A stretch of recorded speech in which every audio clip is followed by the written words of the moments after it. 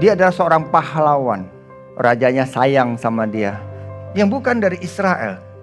Dia dari Damsyik. Tapi satu hari dia kena penyakit kusta. Orang ini namanya Naaman. Dia punya seorang yang dia bawa dari Israel. Orang Israel berkata, kiranya kalau engkau ke Israel ada seorang nabi yang bisa menyembuhkan. Disampaikannya itu kepada raja. Kemudian raja menuliskan surat. Segera sesudah raja Israel membaca surat itu, dikoyakkannya lah pakaiannya serta berkata, Allahkah aku ini supaya ku sembuhkan seorang dari penyakit kustanya? Saat raja Israel mendapatkan surat itu, dia ketakutan, dia tidak berpikir tentang hal itu, dia tidak ada iman di situ. Tetapi iman pembantu dari Naaman, dia percaya, di situ orang sembuh. Saat saudaraku raja seperti itu, Elisa mendengar kondisi raja. 2 Raja-Raja 5 ayat 10.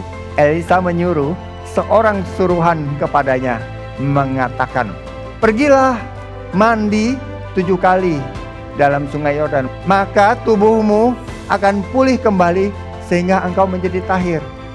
Ternyata Elisa nggak nemuin dia pakai messenger.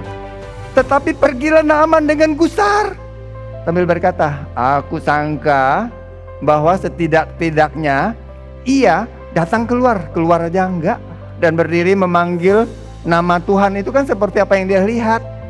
Lalu menggerak-gerakkan tangannya di atas tempat penyakit itu, dan dengan demikian menyembuhkan penyakit kustaku. Apa itu? Pola pikir, cara kebiasaan, budaya dibawa untuk mengalami kesembuhan. Iman itu bukan cara. Harus tiru cara ini, cara itu bahaya. Iman itu nggak dibuat-buat.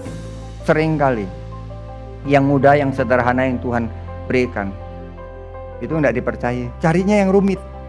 Dia berpikir enggak, ini aneh, ya kesannya bodoh banget sih. Kalau cuma disuruh cerita dan didoakan bisa sembuh, kenapa enggak?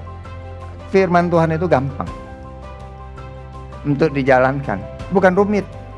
Tetapi pegawai-pegawainya datang mendekat serta berkata kepadanya, Bapak, seandainya Nabi itu menyuruh perkara yang sukar kepadamu, bukankah Bapak akan melakukannya? Apalagi sekarang ia hanya berkata kepadamu, mandilah dan engkau menjadi tahir. Butuh dicelikkan sedikit. Akhirnya Naaman pergi. Maka turunlah ia membenamkan dirinya 7 kali. Persis yang dikatakan, enggak dikuranginya. Ya, Naaman kembali muda, percaya kepada firman dan taat kepada firman. Hidupnya tuh salah satunya kembali muda. Your youth is renewed like the eagle.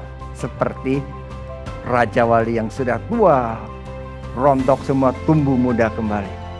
Kuat dan lebih kuat lagi daripada sebelumnya. Tuhan itu janji sama bangsa Israel seperti ini.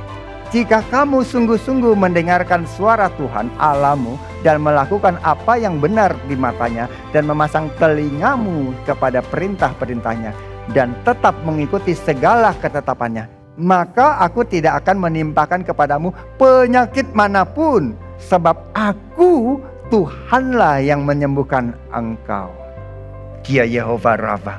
Rafa itu kata menyembuhkan, restore, mengembalikan, menjadikanmu utuh kembali. Jadi Tuhan memulihkan kembali hidupmu. Itu janjinya.